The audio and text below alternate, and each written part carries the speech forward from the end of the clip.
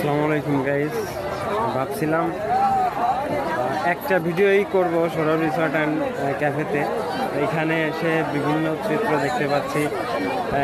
এই যে দেখতে পাচ্ছেন যে মুরব্বী চাচা, এনাকে দেখলাম অনেকগুলো ছবি তুলতে। আসলে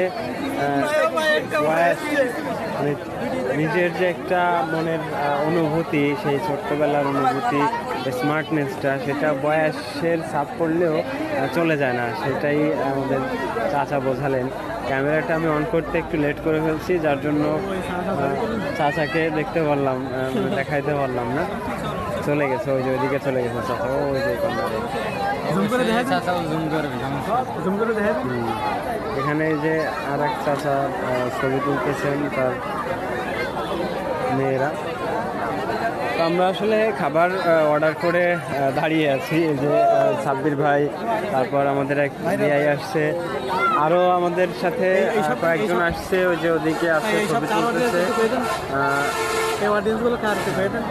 এই সব আসলে এই দর্শকগুলো আমাদের অর্জন। এদিকে আমরা দেখতে পাচ্ছি আমাদের মোল্লাহাট টিকটক সেলিব্রিটি তানবীর ইমন ভাইয়া।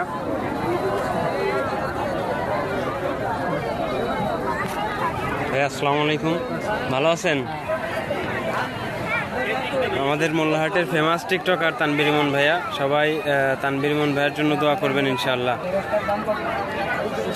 আমরা আসলে খাবার অর্ডার করে বসে আছি। এখানে বসার অনেক টেবিলই আছে, কিন্তু আজকে অনেক দর্শক থাকার কারণে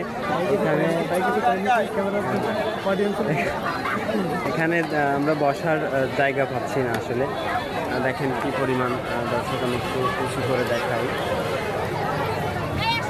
আমার পিছনেও দর্শক, সামনেও দেখেন কি পরিমাণ। আর ভিতরের ভিউটা, ওদিকে আসলে ঢোকা যাচ্ছে না। টেবিলে মানে সিরিয়ালের উপরে আছে।